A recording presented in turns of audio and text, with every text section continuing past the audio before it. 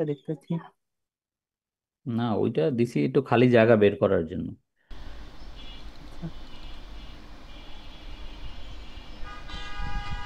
আচ্ছা, এইখানে দেখেন হেডস অফ ইনকাম।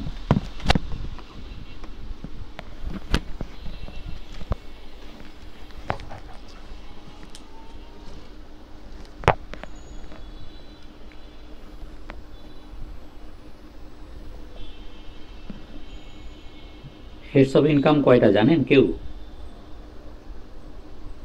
হুম? ষাট। হুম, ঠিকই বলছেন, 60টা। মানে আয়ের খাত কত প্রকার ও কি কি সেটা পড়াচ্ছি। আয়ের খাত কত প্রকার? আয়ের খাত হচ্ছে 7 প্রকার। কি কি? স্যার, ইন্ডিভিজুয়াল হতে পারে, রেন্ট হতে পারে, এগ্রিকালচার হতে পারে, বিজনেস হতে পারে। হুম,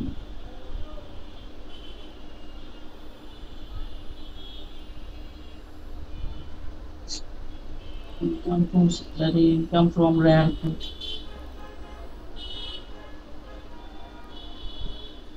এই যে লিখে দিচ্ছি, এটা দেখতে পাচ্ছেন?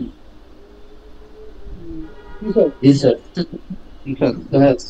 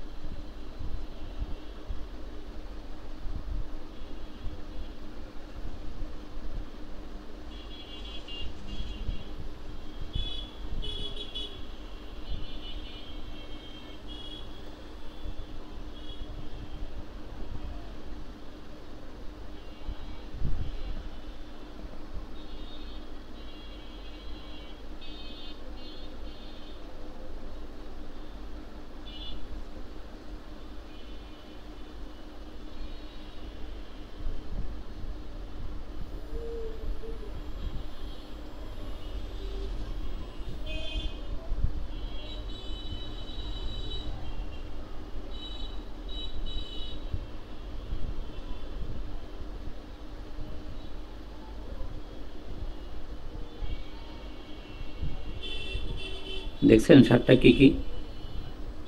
Yes, sir. জি স্যার। জি স্যার। এই 7টার প্রথমটা হলো চাকরি থেকে আয়, যেটা আজকে পড়ানো হবে। তো আমরা এই হেডস অফ ইনকাম দিয়ে শুরু করব। তো এরপরে হলো বাড়ি ভাড়া হইতে আয়, 2 নম্বর। 3 নম্বর হলো কৃষি আয়। 4 নম্বর হলো ব্যবসা থেকে আয়। 5 নম্বর হলো মূলধনী আয়। 6 নম্বরে হলো ইনকাম ফ্রম ফিনান্সিয়াল অ্যাসেট, মানে আর্থিক সম্পদ হইতে আয়, যেমন আপনার ব্যাংক ইন্টারেস্ট, ডিভিডেন্ড, এগুলো সঞ্চয়পত্রের সুদ, এগুলো সব আসবে 6 নম্বরে। আর লাস্টে হচ্ছে ইনকাম ফ্রম আদার সোর্স, মানে প্রথম 6টাতে যেগুলো যাবে না সেটা মানে 7 নম্বরে যাবে, যদি এমন কোনো খাত আসে। ঠিক আছে? Yes, sir.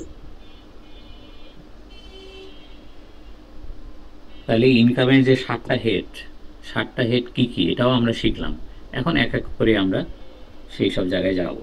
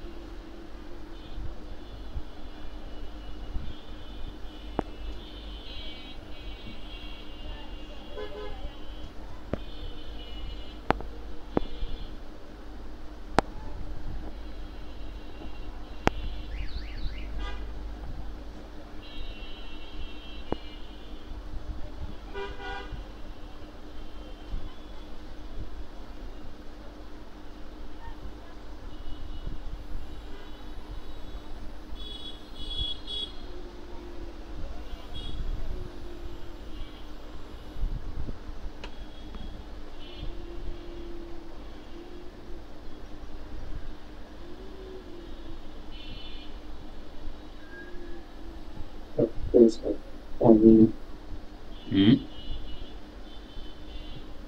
কিছু বলছেন? কিছু বলছেন নাকি শুরু করব? শুরু করেন। ইয়েস স্যার, শুরু করেন। আচ্ছা দেখেন, এইভাবে আমরা চেষ্টা করব সিরিয়ালি যাওয়ার, এক একটা হেড শেষ করার। এবং আজকে যেটা শুরু করতেছি এটা খুবই ইম্পর্টেন্ট এই জন্য যারা চাকরি বাকরি করে এবং এটা আপনার পরীক্ষাও আসে, স্যালারির একটা কোশ্চেন, অঙ্ক সবসময় আসে। তো আজকে যদি আমরা থিওরিতে না জানি, অঙ্ক তো করতে পারবো না। এই জি স্যার। তো দেখেন, এখন যেটা পড়াচ্ছি সেটা হচ্ছে ইনকাম ফ্রম এমপ্লয়মেন্ট, বা বলতে পারেন ইনকাম ফ্রম স্যালারি, মানে বেতন থেকে আয়। এই প্রেজেন্টেশনের মধ্যেও তো এগুলো থাকবে। স্যালারির একটা ডেফিনেশন এখানে দেয়া আছে, সেটা যদি আপনি দেখেন যে সেকশন 32 সাবসেকশন 2, নিচে রেফারেন্স দেয়া আছে কিন্তু, যে আমাদের বইয়ের কোথায় আপনি এই ডেফিনেশনটা পাবেন। সম্ভবত 2 দেখি, 32 হ্যাঁ কি পরীক্ষার জন্য সেকশন না, গুলো না। মুখস্থ করতে হবে পরীক্ষার না জন্য? না না না না মোটেই না, না না মুখস্থ করতে হবে না, আচ্ছা। সেকশন মুখস্থ করতে হবে না। তো এখানে দেখতে পাচ্ছেন, যদি মানে বলেন যে বেতন বলতে কি বোঝায়, তো বেতন বলতে বোঝায় আপনাদের মধ্যে যদি কেউ চাকরি বাকরি করেন, চাকরি করলে মানুষ যেটা পায় এমপ্লয়ার থেকে, ওইটাই তো বেতন, তাই না? তো এখন এই বেতনের ভাগ আছে।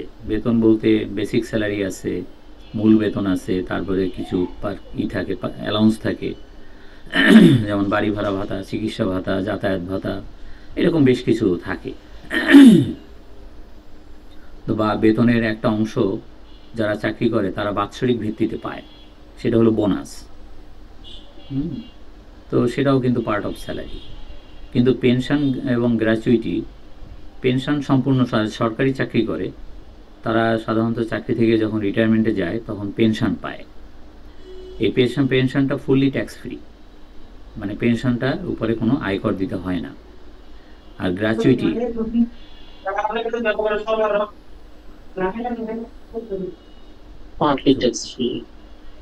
আর গ্র্যাচুইটি মানে হলো আনুতোষিক। যারা বেসরকারি চাকরি করে তারা যখন রিটায়ারমেন্টে যায়, বা তারা যখন স্বাভাবিকভাবে, প্রতিটা অর্গানাইজেশনে তো কিছু নিয়মকানুন থাকে, যে একটা লোক এতদিন চাকরি করছে, সে চলে যাওয়ার সময় কি কিছুই পাবে না। তো গ্র্যাচুইটি মানে একটা রিটায়ারমেন্ট বেনিফিট, তো প্রাইভেট জবে এটা থাকে। তো সব অর্গানাইজেশনে যে থাকে এমন কোনো কথা না, যাই হোক যেখানে থাকে আর কি।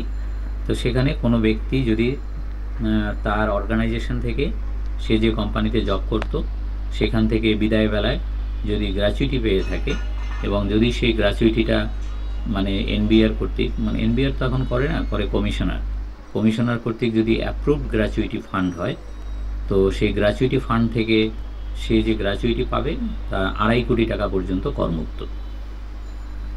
যদি 2.5 কোটির বেশি পায়, বেশিটুকুর উপরে তাকে ট্যাক্স দিতে হবে। বুঝতে পারছেন? ক্লিয়ার কথাটা? জি স্যার। এখানে বলছে 6 সেই শিডিউল, এই 6 শিডিউল বলতে কি বোঝানো হয়েছে স্যার? 6 শিডিউল বলতে আপনি তো বইটা কিভাবে পড়তে হয় সেইটাই শেখেন নাই।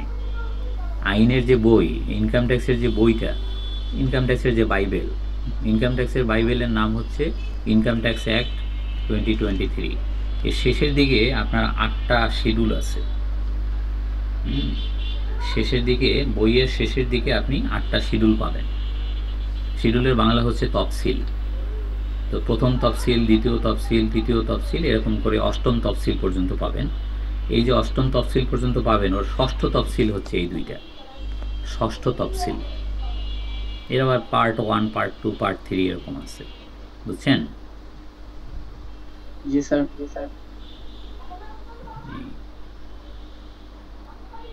তো যেরকম আমাদের সেকশন যেগুলো, সেগুলো পড়তে হয়, যেরকম section, subsection, clause, sub clause, proviso, এরকম শিডিউলগুলো শিডিউল বলে বা অনেকে স্কেজুল বলে, তো সেই স্কেজুলের অনেকে এটা পড়তে হয় আবার প্যারা, প্যারা মানে প্যারাগ্রাফ, প্যারা 1, প্যারা 2, প্যারা 3, প্যারা 4 এভাবে পড়তে হয়। মানে আইনের বইটা কিভাবে পড়তে হয় সেটাও একটা ইম্পর্টেন্ট বিষয়, বুঝছেন?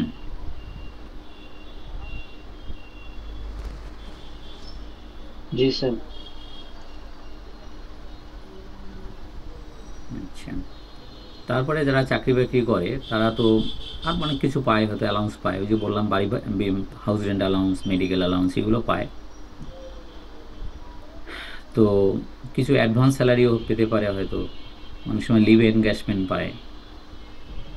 এখানে একটা একটা করে আমি বলি, সেটা হলো যে ফিস কমিশন এটা বাদ দেন, ওটা অত ইম্পর্টেন্ট না। যারা চাকরি করে সেখানে সাধারণত ওই ধরনের কিছু থাকে না, কোনো ব্যতিক্রমী কোনো কিছুতে থাকতে পারে।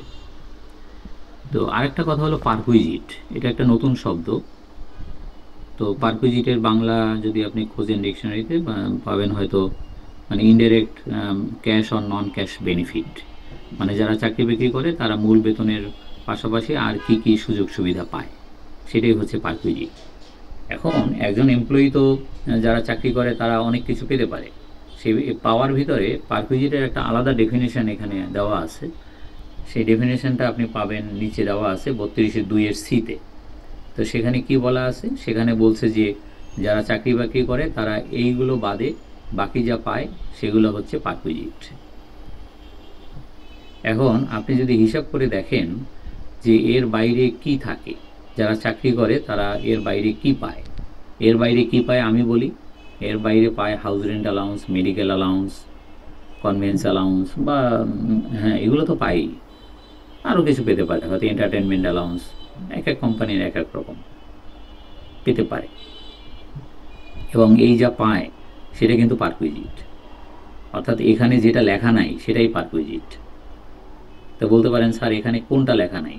আমি লেখা নাই এরকম 3টা উদাহরণ তো আমি দিলাম, যেখানে লেখা নাই বাড়ি ভাড়া ভাতা, যাতায়াত ভাতা, চিকিৎসা ভাতা, এগুলো কিন্তু আপনি এখানে দেখতে পাচ্ছেন না। এগুলো এখানে যেটা দেখতে পাচ্ছেন না অথচ একজন চাকরিজীবী পায়, সেটাই পারকুইজিট। এখন বলতে পারেন যে স্যার এই কোনটা পারকুইজিট কোনটা পারকুইজিট না, এটা আমার জানার দরকার কি, এটা আমার কি কাজে লাগবে? এটা আজকে কাজে লাগবে না, কাজে লাগবে 2 দিন পরে, যখন আমরা ইনকাম ফ্রম বিজনেস পড়াবো সেদিন এটা কাজে লাগবে। কি কাজে লাগবে? সেখানে একটা কথা বলা আছে যে একটা কোম্পানি বা একজন এমপ্লয়ার তার একজন চাকরিজীবীকে, একজন এমপ্লয়িকে যে টাকা বেতন ভাতা দেয়, সেই বেতন ভাতার মধ্যে যে পারকুইজিট হিসাবে যেটা দেয়, যেমন বললাম আপনাকে বাড়ি ভাড়া ভাতা, চিকিৎসা ভাতা, যাতায়াত ভাতা, এই যত ভাতা দিয়ে থাকে এগুলো সব পারকুইজিট। সেই ভাতা 10 লাখ, এখন 20 লাখ টাকার বেশি দিতে পারবে না বছরে। একজন এমপ্লয়িকে, মানে একটা কোম্পানি বা একজন এমপ্লয়ার 20 লাখ টাকার বেশি পারকুইজিট দিতে পারবে না। যদি দেয় ওই ব্যক্তির কোনো ক্ষতি হবে না, ওই চাকরিজীবীর কোনো ক্ষতি হবে না, যত ক্ষতি হওয়ার হবে কোম্পানির। কোম্পানি কেন তাকে 20 লাখ টাকার বেশি পারকুইজিট দিল?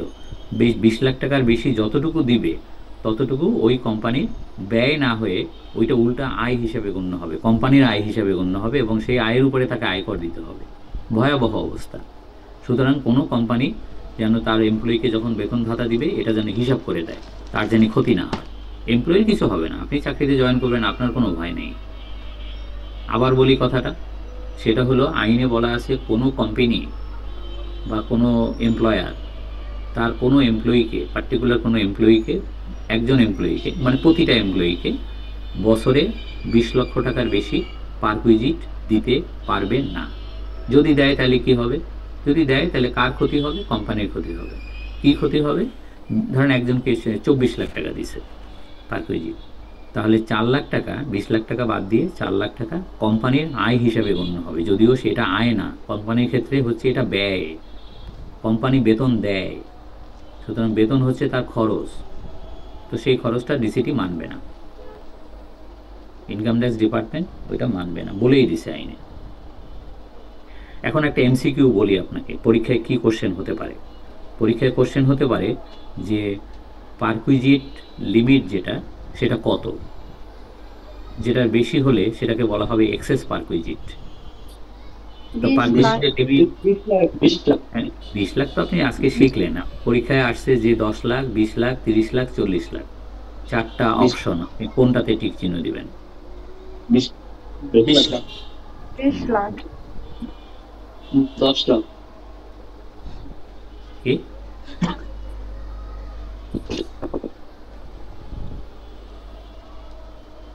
10 লাখ বললেন কি? স্যার 10 লাখ। 20 লাখ টাকা দিলে তো কোম্পানি থেকে ছাড়ে। কি বলে বুঝি না, পড়াই একটা কয় আর একটা।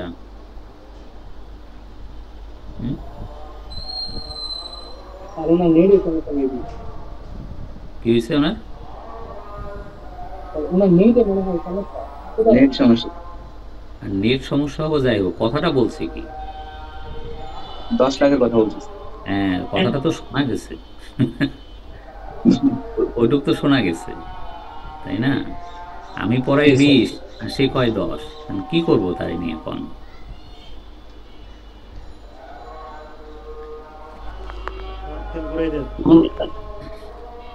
তার বিষ্ণু যখন পড়েছে না, তখন হয়তো মনে হয় ঠিক মতো শুনতে পাই না, তো নেটের কারণে সেখানে হয়তো আইডিয়া গুলো 10 লাখ বলছে।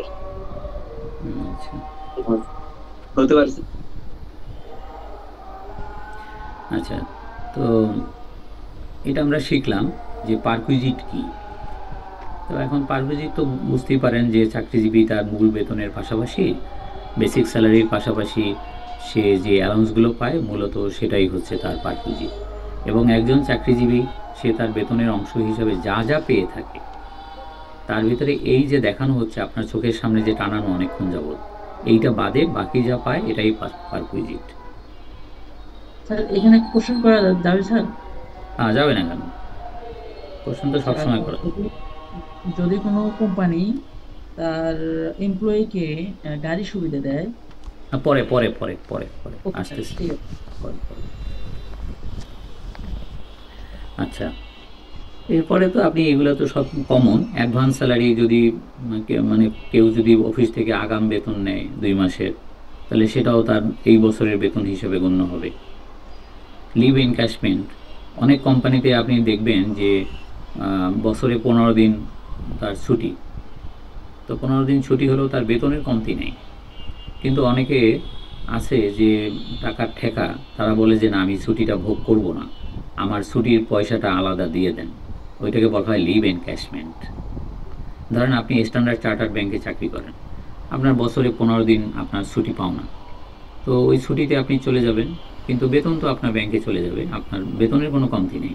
কিন্তু ধরেন এই বছরে আপনি একটু পয়সার ঠেকাঠেকিতে আছেন, বলছেন যে অফিসে অপশন দিলেন যে না, আমি ছুটি কাটাবো না, ছুটিটা আমি সারেন্ডার করতে চাই। আমার এই তার ছুটি সারেন্ডার করলে কী হবে, ওই 15 দিনের বেতন আপনি পাবেন এক্সট্রা। তার মানে ওই মাসে আপনি 1.5 মাসের বেতন পাবেন। আমার কথা বুঝতে পারছেন? এটার নাম হচ্ছে লিভ এনক্যাশমেন্ট। লিভ এনক্যাশমেন্টের বাংলা হচ্ছে ছুটি নগদায়ন। মানে ছুটিটা আমি কোম্পানির কাছে বিক্রি করে দিলাম যে আমি খাটবো, আমি যাব না, সুতরাং আমার ওই পয়সাটা আলাদা দিয়ে দেন। তো ঠিক আছে, তো ওটাও পার্ট অফ স্যালারি। আর বোনাস, ওভার টাইম, এগুলো তো সব জানেন যে এটা মানে স্যালারির অংশ।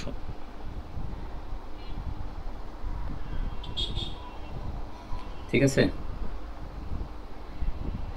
আপনার ওই যে মানে নামাজের ব্রেক দিতে হবে কখন, এটা আমাকে বললেন, তাহলে সেই অনুযায়ী একটা ব্রেক দিয়ে দেবো। 8:45 এর দিকে দিন। আমাকে মনে করাই দিন।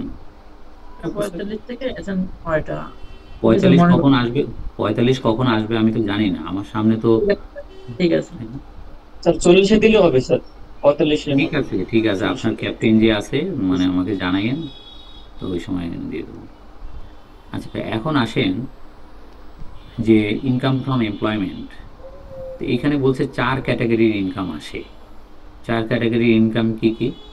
1 নম্বরে বলছে যে বেতন যদি ডিউ থাকে, salary, if salary due from an employer to an employee in any income year whether received or not।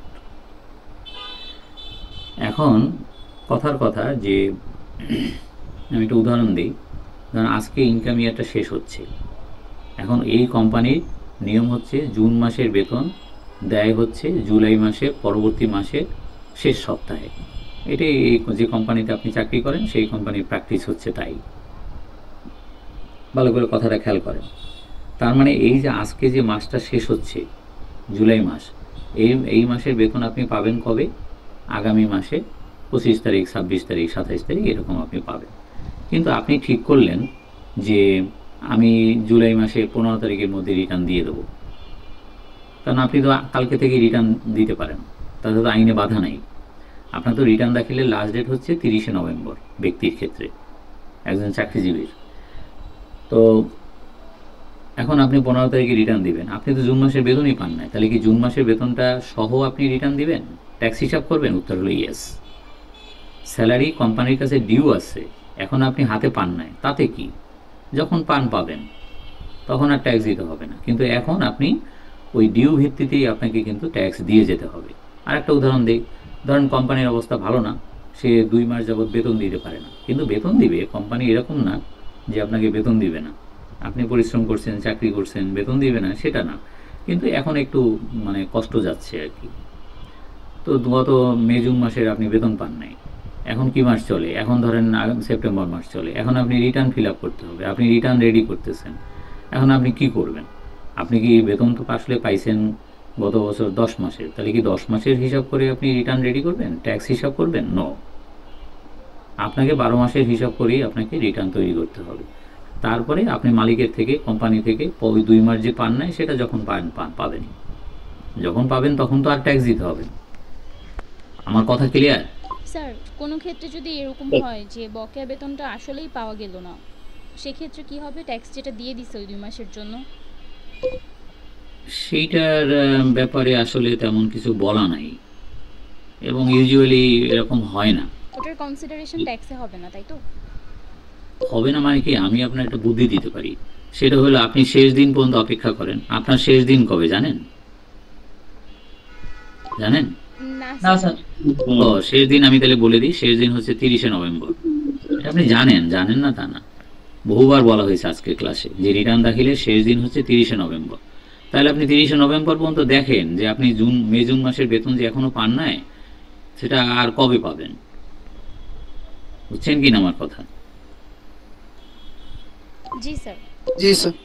হ্যাঁ, তাহলে একটা কোম্পানি বেতন না দিয়ে কয় মাস বেতন না দিয়ে থাকবে? এটা কোনো কথা নাকি? আর বেতন না দিলে ওই কোম্পানিতে আপনি থাকবেন কেন? আচ্ছা, সে যাই হোক, মানে সোজা কথা সোজাভাবে আমরা শিখি। তো প্রথম কথাটা ক্লিয়ার, যদি আমার বেতন এরকম ডিউ থাকে, তো আমাকে ডিউ ভিত্তিতেই আমাকে রিটার্ন রেডি করতে হবে, ট্যাক্স তৈরি করতে, ট্যাক্স দিতে হবে ইত্যাদি।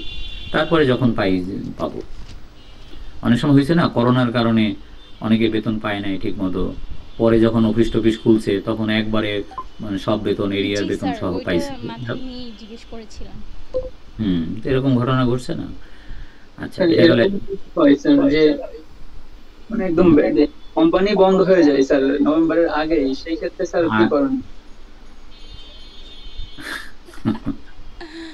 শোনেন, এখন হয়েছে কি, এইটা তো পড়াচ্ছি বই থেকে, আর আপনি বাস্তব কোশ্চেন করতেছেন সব, যে স্যার আপনি যে পড়াইতেছেন, এই যে বলতেছেন যে 2 মাসের বেতন পাই নাই, কিন্তু না পাওয়া সত্ত্বেও আমাকে ট্যাক্স দিয়ে দিতে হবে, এই কথা স্যার আপনি পড়াইতেছেন। আমি পড়াইতেছি তো বই থেকে, আমি কোত্থেকে পড়াইতেছি নিচে লেখা আছে, সেকশন রেফারেন্স দেওয়া আছে, এগুলো তো আমার কথা না। এখন আসেন বাস্তবতা। বাস্তবতা হলো আমি চাকরি করছি, এখন বেতন দিচ্ছে না, তো বেতন না দিয়েই যদি আমাকে তাড়ায় দেয় বা আমাকে চলে যেতে হয়, অথবা কোম্পানি লিকুইডেশনে যায়, ডুবে যায়, তখন আমি কি করব? সেক্ষেত্রে আমার কি করণীয়? এখন শুনেন, আমি একটা বুদ্ধি শিখিয়ে দিতে পারি। সেটা হলো যে এই পড়ানোর বাইরের বুদ্ধি, এখন এইগুলো তো ক্লাসে বলতে চাচ্ছিলাম না। সেটা কি, তখন আপনি কোম্পানি থেকে লেখাই নেবেন, যে কোম্পানি থেকে লেখাই নেবেন যে তাকে 10 মাসের বেতন দেওয়া হয়েছে, কোম্পানির আর্থিক অবস্থা সংকটের কারণে তাকে আর পরের 2 মাসের বেতন, এই বছরের পরের 2 বছরের বেতন আর দেয়া যায়নি, এবং মানে সেও চাকরি করবে না, সে চলে গেছে। তো 10 মাসে তাকে যা বেতন দেওয়া হয়েছে, বেতন ভাতা, সেটার বিবরণ নিম্নরূপ, এবং তার বেতন থেকে এত টাকা ট্যাক্স কেটে রাখা হয়েছে ইত্যাদি ইত্যাদি, স্যালারি সার্টিফিকেট। তো স্যালারি সার্টিফিকেটে যদি আপনি ওইরকম 10 মাসের ওইরকম লেখাই নিতে পারেন, তো আপনি 10 মাসের উপরই ট্যাক্স দিবেন, আইনে যাই বলা থাকুক। যে বেতন আপনি পান নাই সেই বেতনের উপরে আপনি ট্যাক্স দিতে যাবেন কেন? এটা কিন্তু আমি বইয়ের বাইরের কথা বলতেছি। বুঝছেন আমার কথা কিছু? জি sir, thank you so much.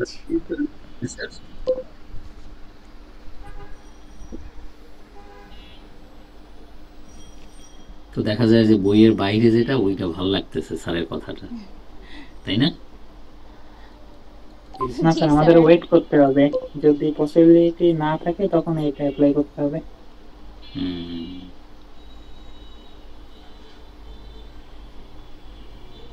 আচ্ছা, এরপরে আসেন 2 নম্বর। 2 নম্বরে বলছে যে salary received in the income year though not due, মানে before it becomes due to him. ধরেন কথার কথা, আর একটা উদাহরণ দেই। ধরেন এই বছরে কোরবানির ঈদ পড়ছে জুলাই মাসের 4 তারিখে, মানে আজকে তো 30 তারিখ, কোরবানি ধরেন আরও 4 দিন পরে, কথার কথা। তো কোম্পানি ঠিক করলো, কোম্পানি খুব ভালো, যে কোম্পানিতে আপনি জব করেন, কোম্পানি ঠিক করলো যে না, সবাই ভালো করে ঈদ করুক, ঈদে একটা খুশির মানে উৎসব, সুতরাং জুলাই মাসের বেতন প্রত্যেক জুন মাসেই দিয়ে দিচ্ছে। ঈদ হলো জুলাই মাসে, তো যে মাসের বেতন নর্মালি সেই মাস শেষ হলে না আপনি বেতন পাবেন। তো কোম্পানি সিদ্ধান্ত নিয়েছে যে সবাই ভালো করে ঈদ করার স্বার্থে জুলাই মাসের বেতনটা সবাইকে আগাম দিয়ে দিছে, জুন মাসেই দিয়ে দিছে। আপনি জুন মাসে তো জুন মাসের বেতন পাইছিনি, ধরেন এই কোম্পানিতে যে মাসের বেতন সে মাসেই দেয়া হয়, মানে জুন মাসের বেতন জুন মাসের 30 তারিখের মধ্যে দিয়ে দেওয়া হয়, যে কোম্পানিতে আপনি জব করেন। তা আপনি আশাও করেন নাই যে জুন মাসের বেতন তো পাইলামই, বোনাসও পাইছি, ঈদের বোনাস, পাশাপাশি জুলাই মাসের বেতনও আমার জুন মাসে পেয়ে গেছি। এটা কোম্পানির পলিসি যে ঠিক আছে, কিন্তু তার মানে এই না যে জুলাই মাসে আপনাকে আবার বেতন দেবে, তা দিবে না। তাহলে কি হবে? তাহলে এই বছরে আপনাকে 13 মাসের বেতনের উপরে ট্যাক্স দিতে হবে, আর আগামী বছর আপনাকে 11 মাসের বেতনের উপরে ট্যাক্স দিতে হবে। মানে পড়াচ্ছি কি, যে যে স্যালারিটা আমার ডিউ হয় নাই, এই যে জুন মাসে আমি জুলাই মাসের বেতন পেয়ে গেছি, এটা তো আমার ডিউ হয় নাই। আমি কাজ না করলে আমি বেতন পাই কিভাবে? এটা কেমন কথা? চাকরি না করেই আমি বেতন পাচ্ছি, তো সেটা তো হয় না। তো সেটা যদি হয় কোনো কারণে, তাহলে কিন্তু এরকম সিচুয়েশন হতে পারে। এই যে লেখাটা এখন পড়েন তাইলে বুঝবেন। স্যালারি রিসিভড, আমি বেতন পেয়ে গেছি ইন দ্য ইনকাম ইয়ার, মানে এই ইনকাম ইয়ারের মধ্যেই, দো নট ডিউ, ডিউ হয় নাই। ডিউ হবে কেমনে? আমি চাকরি না করলে ডিউ হয় কেমনে? কাজ না করলে ডিউ হয় কেমনে? ক্লিয়ার কথাটা? জি স্যার। আচ্ছা, তারপরে আসেন 3 নাম্বার। 3 নাম্বারে হচ্ছে বকেয়া বেতন। ধরেন অফিসের সাথে আমার গন্ডগোল চলতেছে।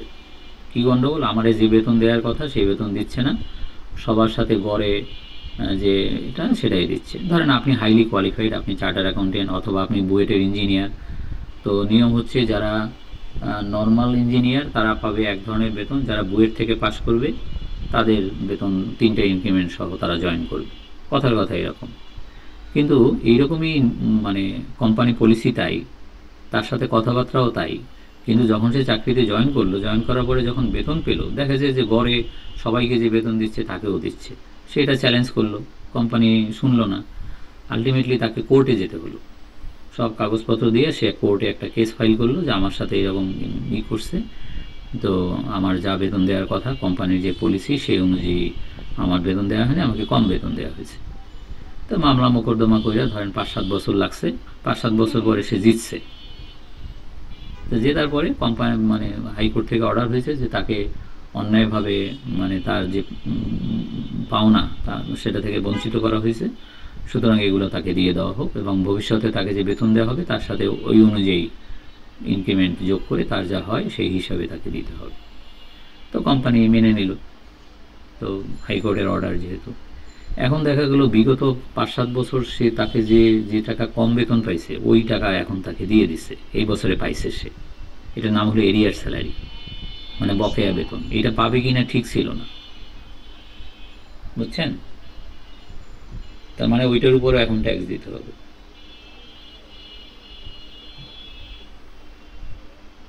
কথা ক্লিয়ার? জি স্যার। আচ্ছা, শেষে একটা লাইন লেখা আছে, ওইটা একটু দেখতে পারেন। সেটা হলো যে এক বেতনের উপরে আপনি যদি একবার ট্যাক্স দিয়ে থাকেন, সেই বেতনের উপরে আপনাকে পুনরায় ট্যাক্স দিতে হবে না। ইনকাম ট্যাক্স হচ্ছে ওয়ান স্টেজ ট্যাক্স, মানে এক ইনকামের উপরে একবার ট্যাক্স দিয়ে দিলে ওই ইনকামের উপরে পুনরায় দিতে হয় না। আপনি আগামী বছর আবার চাকরি করবেন, আবার ট্যাক্স দেবেন, আবার চাকরি করবেন, পরের বছর আবার ট্যাক্স দিবেন, এইভাবে আয় করবেন, আয়কর দিতে হবে। কিন্তু এক আয়ের উপরে একবার আয়কর দেওয়া হয়ে গেলে ওইটা ফিনিশ। এটুক তো বোঝেন? জি স্যার। আচ্ছা, এখন আসেন 4 নাম্বার। 4 নাম্বার মানে এখানে যে ABCD যেটা দেখতে পাচ্ছেন, 4 নম্বরে হচ্ছে আপনার এমপ্লয়ি শেয়ার স্কিম। এইটা কি, এইটা একটু ভালো করে বোঝার চেষ্টা করেন। কথার কথা একটু শোনেন ভালো করে। সাউন্ড করে কে? শব্দ করতেছে।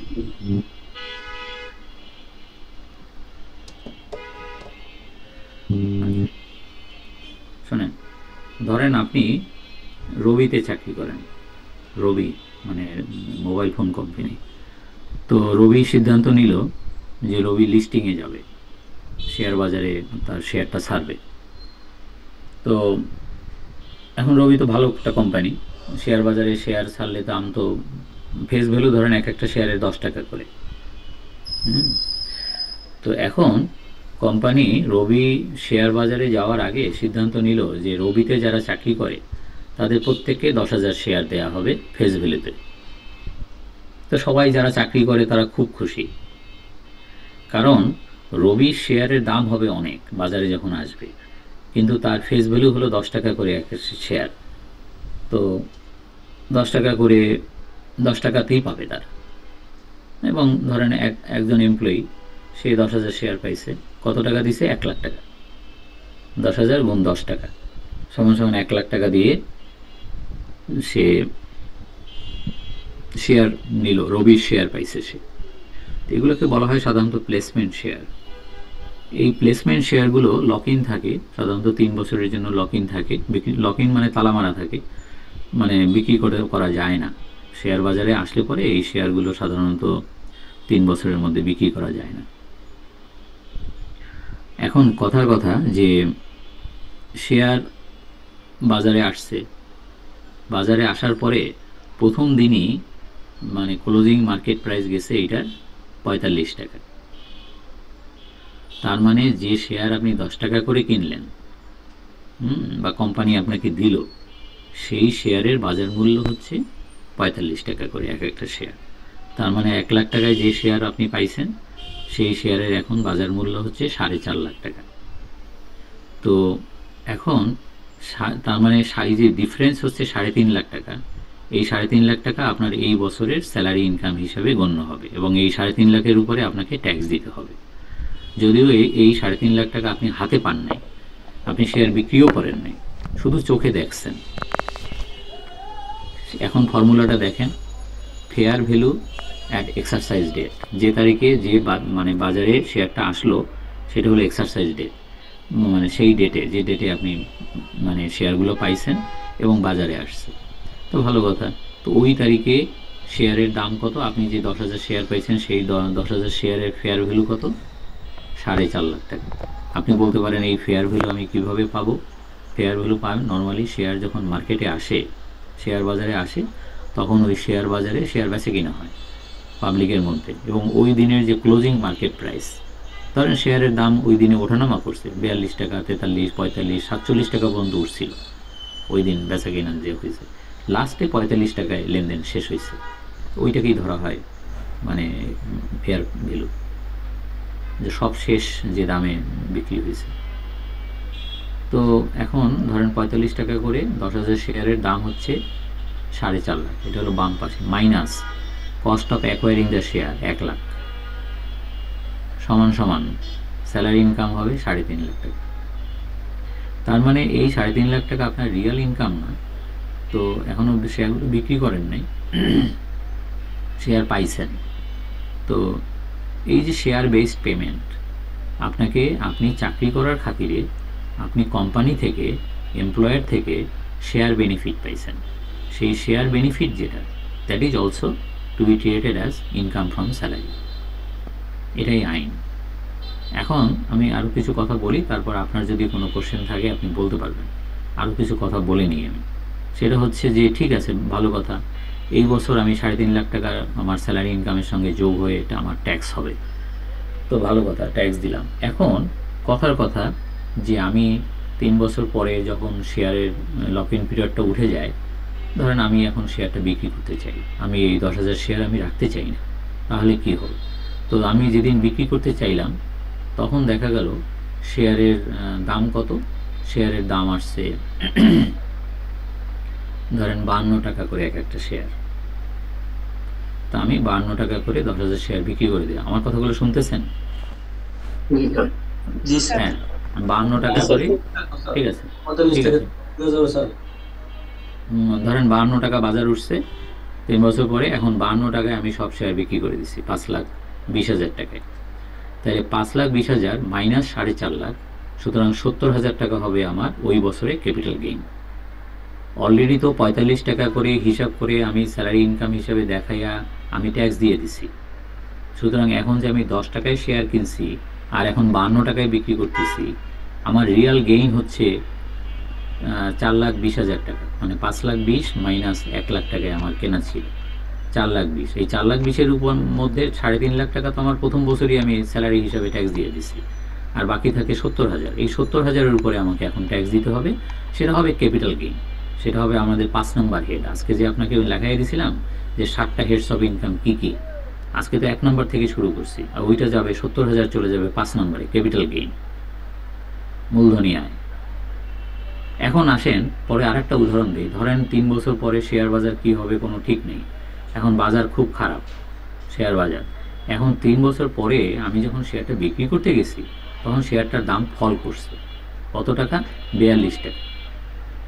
তা আমি ভাবলাম যে দরকার নাই, আমি বিক্রি করে দিই, আমি এই শেয়ার ব্যবসা বুঝিও না, আমি শেয়ার রাখবও না, আমি বিক্রি করে দিলাম। আমি বিক্রি করে কত পাইলাম? আমি বিক্রি করে পাইলাম 4,20,000 টাকা। তার মানে আমি অলরেডি 4,50,000 ধরে কিন্তু আমি ট্যাক্স দিয়ে দিছি। তার মানে আমার এখানে একটা ক্যাপিটাল লস হবে 30,000 টাকা, মানে 4.5 লাখ টাকার উপরে তো আমি অলরেডি ট্যাক্স পেইড, কিন্তু শেয়ার বিক্রি করছি এখন 4,20,000 টাকায়। তাহলে ডিফারেন্সটা যে 30,000 টাকা, এটা হবে ক্যাপিটাল লস। তো সেই ক্যাপিটাল গেইন, ক্যাপিটাল লস, এটা আরও ডিটেলস আপনাকে পড়ানো হবে যখন আমরা 5 নম্বর হেডে যাব। আজকে তো 1 নম্বর হেড নিয়ে কথা হচ্ছে, বুঝছেন? তো লস হইলে স্যার ওই ট্যাক্সের টাকা ফেরত পাবো না? লস হইলে কি হবে সেটা পড়ানো হবে, সেটা আজকে পড়াইতে চাই না। মানে ক্যাপিটাল গেইন, ক্যাপিটাল লস, তারপরে সে লস হইলে সে অন্য ইনকামের সাথে সমন্বয় হবে কিনা, টাকা ফেরত পাবে কিনা, কি হবে না হবে সেটা তখন হবে, আজকে না। আজকে আপনার 3.5 লাখ টাকার উপরে ট্যাক্স দিয়ে এলাম, তারপরে কথা। স্যার 15 মিনিটের বিরতি দিলে ভালো হয় স্যার। 15 মিনিটের বিরতি তো দেবো, আপনি যখন চাইবেন তখনই দেবো স্যার। এখনই স্যার, আমাদের সময় গেছে তো স্যার। ওকে, ঠিক আছে, ঠিক আছে। 9টার সময় ব্যাক করব স্যার। একটা প্রশ্ন ছিল স্যার। না, প্রশ্ন হবে না, ওই যে উনি ব্রেক চাইছে, ব্রেকের পরে আমরা তাহলে 9টায় শুরু করব আবার। এটা শুরু করব স্যার। এই টপিকের উপরই তো স্যার, যদি এখন একটু স্যার। না না না, ওই যে আপনি শুনবেন, আরেকজন শুনবেন, সে আইসা আমাকে আবার কোশ্চেন করবে, ওগুলো